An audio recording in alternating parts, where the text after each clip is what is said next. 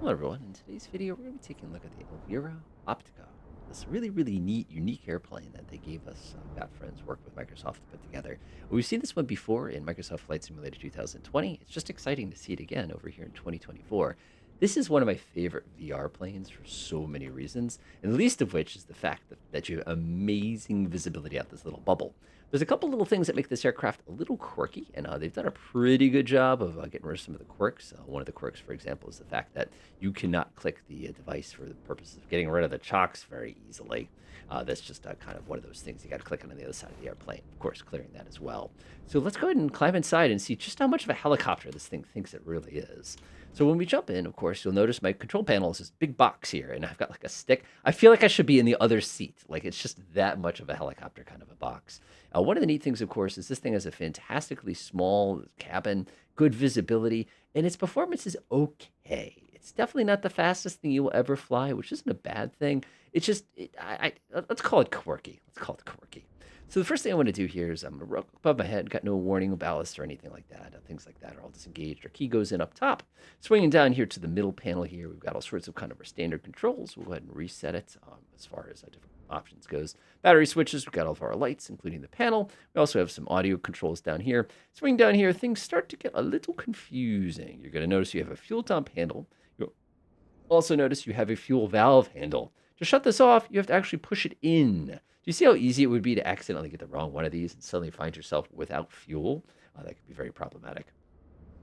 Coming down here, you can select what fuel system we're using. Obviously, we're going to use both settings. You've got our trim, and you can see our trims are looking very nice as far as that goes. And of course, as confusing as this is going to be, it has a conventional handbrake for the purposes of your parking brake. So that's so cool. We have our aileron trim right here. We've got our mixture, and we've got our throttle. So I'm going to go ahead and start by setting our mixture all the way. We're going to go set our fuel valve the way that it needs to be. With that all taken care of, what I'd like to do now is the battery and generator are going to pop on next. We're going to get a bunch of little warning lights and things like that. Like I said, this thing is basically a prototype of an observation aircraft. So a lot of the kind of stuff and quirks about it are kind of tied in with that fact. With that set, we've got plenty of fuel for the particular operation we're going to be taking. The Garmin's going to take a little while to boot up. I'm not going to worry about it too much. This does not actually engage anything just yet. Of course, if we don't put our ignition on, we can push that button all day and nothing good's going to happen. So what I want to do here is I'm going to come over here. We're going to flip on our strobe and our navigation light. That's just going to let everybody around us know that we're going to be doing some shenanigans in a moment, basically getting this thing going. You want to keep that in mind. Swinging above our head, of course, we have ourselves the ability to set this to the both position. Now, the interesting thing is you'll get a kick out of this. If I crank this to start, everything went kind of like that. Now, if I come over here and press this to start, you'll notice it does the same thing. Isn't that different? Like I said, it's just, it's quirky. It's quirky. So by holding the start key, of course, this thing boots up. I'm just going to go ahead and give it a little bit of throttle here. Looking at about 1,000 revolutions per minute. It's going to work pretty well. And of course, as we're sitting here on the ground, I'll pull the mixture about halfway back. That's just going to be kind of a way to keep everything secure. Now, one of the things that bums me is you see how my mixture and everything's kind of doing a little happy jiggle there. Not a bad thing. In the real world, you'd have a little tensioner, which you could basically set for the purposes of making that a little less jiggly, which is okay. All right, let's get everything all set up here. We have a relatively short journey today. We have a very similar, close to Canyon de Chelly, which is literally a perfect operation for an aircraft like this.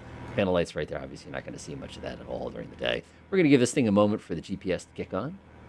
So nice of you to join us.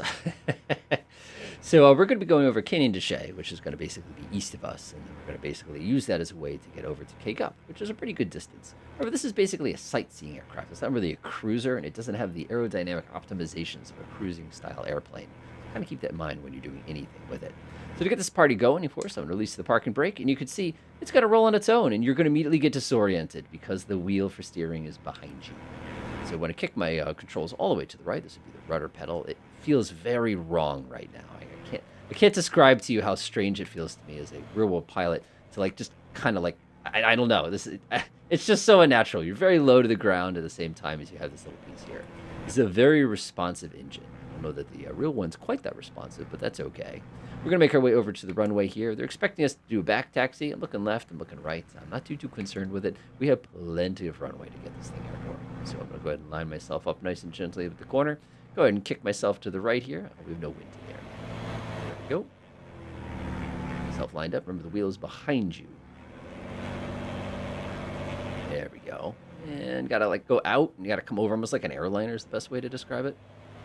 There we go. delightful. Go ahead and hold the brake, and now we're good to go. So let's go ahead and set our mixture here. Mixture should be all set. We have no propeller control. This is a fixed pitch propeller to make our lives a little bit simpler. Ballast warning resets. I'm going to go ahead and hit that. That's just giving me a little heads up that I'll be fiddling around with those buttons up top. Power is a little low. Takeoff on this one is very, very routine. Now, one thing I do recommend, though, is when you do take off with this aircraft, if you take off with about 10 or 20 degrees of flaps, you get a slightly flatter takeoff, and I just find that it's easier to control. You're looking to lift the nose up right around 50 knots, but with that much flaps, you can probably do earlier, especially if you're nice and light like us. I'm going to go ahead and hold the brakes. I'm going to smoothly apply power. Remember, the engine is behind you. There we go, full power. Doesn't this feel so wrong? 50 knots, going up. Isn't that like the most wrong thing you've ever felt? Like, I can't describe to you how just unnatural it is to be that far forward when the party starts. Like, just feels so wrong, but it's okay. All right, now that we're airborne, a couple things you need to be mindful of. We are a fixed pitch propeller. I'm going to gently get rid of my flaps. They're basically holding us back. Go ahead and get over to the next click, and the whole aircraft is going to settle just a little bit. Delightful. Once we've got a little bit of altitude underneath us, I can go ahead and execute my turn. Like I said, we're going to head towards the Canada Shay here just a little bit. Now, when you're going, hey, Canada Shay seems like a cool place. I'm going to check that out. Look up DeShelly with CH if you're looking for this particular location. Here. Go ahead and give us a few blasts of trim. 60 knots is going to get you going up perfectly fine. You can go as high as probably between 70, 75 kind of ish if you're looking for a little bit smoother of a climb. But again, this is a very high drag airplane, so kind of keep that in mind. Speaking of high drag aircraft, this aircraft engine is behind us, which makes it a little bit more difficult to cool. So one of the things you'll notice here, if I kind of swing down here, is our cylinder head temperature is at 550 degrees, and I haven't done anything yet.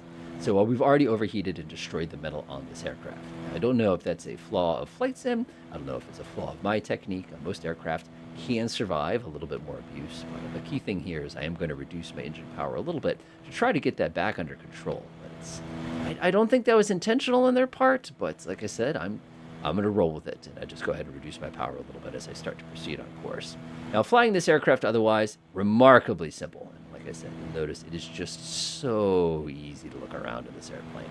It's just very, very awkward. And for me, like probably the most awkward component of all of this aircraft is going to be the landing. You'll see what I mean.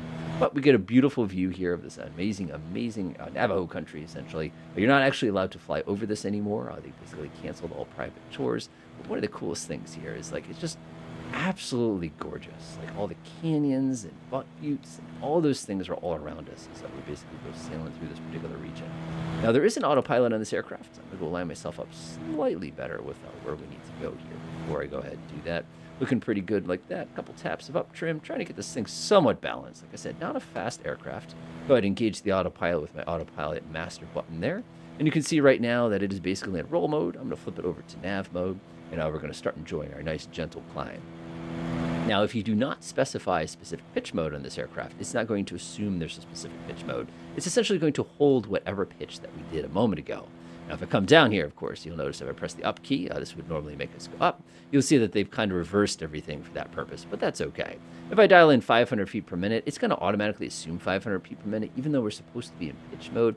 500 feet per minute is quite an ask of this aircraft. You want to probably bring that down a little bit, depending on the other situations that you're in. You can see I'm already out of the green range in this aircraft. I'm going to go ahead and ignore the fact the engine's massively overheating and come back up to 2,500 RPM there, just because we're basically falling out of the sky otherwise. And again, you get this beautiful view of this region here. I love it's got the little anti-stall strips on it and everything like that to try to give you a little bit more control over that. And of course, our automatic pilot, it's got the tendency to kind of wiggle-waggle back and forth. That's just a flight simism here. Not much that we can do about that. So climb altitude, climb speed, like I said, anywhere between, again, we're a little slow on the climb speed. We can actually come down a little bit because this thing's getting too steep. Oh my goodness, let me do it. And again, it depends on the situation or the mission that you're on. So we'll go ahead and get ourselves up to cruise, and we'll go ahead and do a little bit of work with the mixture. All right, got ourselves into a good place to start our cruise. The cruising on this aircraft, relatively straightforward. Swinging down here, basically anything in the green arc is considered a valid cruise power. You could do something like a 21 and basically a 23 is kind of a different way to see it. One of the things I find very interesting is the fact that this aircraft has both of these instruments, even though we do not have a direct control of the propeller. I just find that kind of interesting. I don't know why they chose to do it that way. So with that all taken care of, we can go ahead and get our mixture all kind of squared away and set up.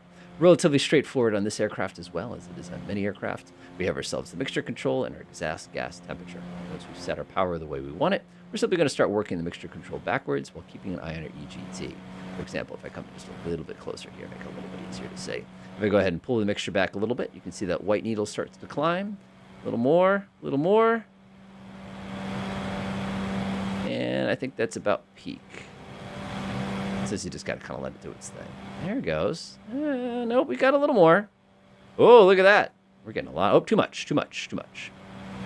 Enriching it. Looks like it was a 1-3.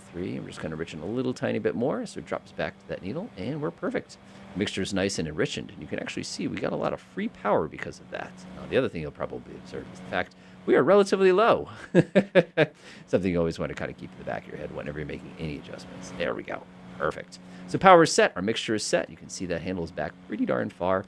And this aircraft cruises delightfully.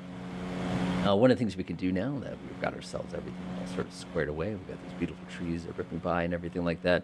Take a look over here. We can see we're perfectly on course for our particular scenario here. Everything's set. You can see we barely have any manifold pressure, and we're cruising right along pretty happily about 80 to 90 knots. You can definitely cruise at a higher speed if I wanted to kind of crank it up a little bit. Simply not required for this particular purpose. One of the things you can also do, which I think is wild, is we have a handle right here that we can basically go, and go ahead and pull that one out if we wanted to go ahead and get rid of some of our fuel. And I also want to notice, I actually looked it up to see if something's going on with this gauge, and I'm amazed nobody else has commented on the fact that this is so darn high, even when we reduce everything to a more reasonable speed here. So I'm going to go ahead and skip to the top of our descent. All right, there is our objective. Air filter right off our nose there. Now, one thing you got to keep in mind is this is not a huge fuel tank aircraft. We haven't been cruising very long. We've gone through quite a bit of our combustibles already, so kind of keep that in mind as you're cruising. This is not something you're going to go like 700 miles with. It just doesn't work that well. Too much drag. I'm going to go ahead and disengage the automatic pilot, and we're going to begin for descent. The key thing here is as long as you keep everything in the green during your descent, you really shouldn't have a lot of trouble. I'm going to only partially enrich in the mixture here. We're already at very, very high altitude. That's the kind of downside of this region. And there's our lovely airport there. You can see the big old runway 6. 24 today. So all I'm going to do is I'm going to let the nose of the aircraft kind of come down a little bit on its own. But one of the things that kills me is the manifold pressure gauge feels like the vertical speed gauge as you're kind of sailing down. It's just like you just look at the wrong instrument all the time. So what we want to do here is just basically keep in mind that as we descend, this aircraft obviously has got a lot of drag, so you can really push that nose forward for the purposes of basically keeping that descent going without really accelerating. Just be mindful that when you do things like this, you do shock cool the engine, even though the engine does not want to cool off no matter what I do to it. So I guess I'm not going to worry about it. It's probably just a bad EGT probe kind of a thing like that. So we're going to get ourselves all lined up for our approach here. We've got a nice little place. Like I said, we're K-Gut, by the way, if you're trying to check out this particular airfield here. Wing looks pretty good. We just want to get ourselves a little bit of wiggly room before we execute our turn here to kind of get set up. So landing on this aircraft is very awkward. If you thought takeoff is weird, especially for those of you who are VR folks, this is even weirder, again, because of the fact that you basically sit on the nose rather than have a nose in front of you. It I don't know, it just feels very strange to me. I'm sure people think, oh, this is routine for us, but you know what I mean. So we're going to go ahead and swing into our downwind here. Again, it's about runway 6-ish. So we are doing runway 24. Pointing at 6 is basically going to put it directly behind us. This is that lovely downwind there. We're a little tiny bit high, but nothing too bad for the purposes of our particular objective here. Let's go ahead and take a look down here, make sure everything looks good. Yep, windsocks definitely favoring runway 24 there, so it's definitely desirable. Oh, show. All right, we're going to go ahead and pull the throttle back. We're already in the flap arc, so I'm going to put in 2 clicks of flaps right away. You're going to notice the aircraft doesn't really slow down very much when you put the 2 clicks of flaps. It really just changes your attitude. Fix your attitude. Go ahead and slow down a little bit more. Push the nose up just a little bit. We're just looking for that 45-degree point in the distance. That's going to be about right there. We'll start swinging myself to the left, give it a little bit more enriched mixture. We're going to pop in the next click of flaps. I'm going to check down here. You can see we're half of our flaps. We're not even full flaps yet. Generally, we don't want to smack those until we're pretty confident we're going to be landing here. Here's my gentle left turn here. Again, I've got my throttle about a quarter of the way up to a third of the way up if you're looking for specifics there. I know some people are like, what percentage is X, Y, and Z? I'm like, I don't know. I look at the window, and that's how I determine it. That looks pretty good there. We're going to go ahead and swing into final. We're going to get our flaps down the rest of the way. Pull the throttle back a bit. Now remember, you're far away from the wheels. I can't say that enough. So if I do bungle this one, that's a lot of it. So approach speed on this thing is pretty comfortable. You can do pretty much anything in the 50s. If you really want to come in slow, you can do 50. I wouldn't go slower than that. I find this aircraft gets, at least normally it would get very, very sinky. but again, about this speed, about 50 knots is perfect for us. 2-4, I feel like I'm flying a drone. Like that's the vibe I'm getting here. See how unnatural this is? Ah, it's so weird. I'm actually nose down right now. But one thing you do want to do is as you settle onto this runway, doesn't this feel weird? Make sure you keep your throttle up a little tiny bit. So like put your throttle about the 1/8 point right there.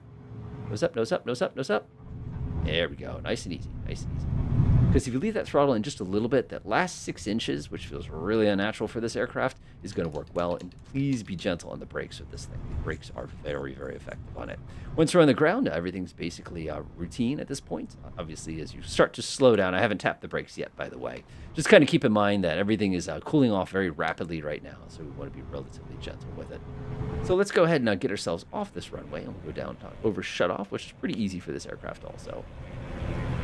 I love how simple this thing is. It's just like, I don't know. I think it's wild. I kind of missed the 2020 version from Got Friends because you had a cat and a dog that could fly with you, and the handling was just ever so slightly different than this version. Not that it's a bad thing, but I spent quite a bit of time flying that one around.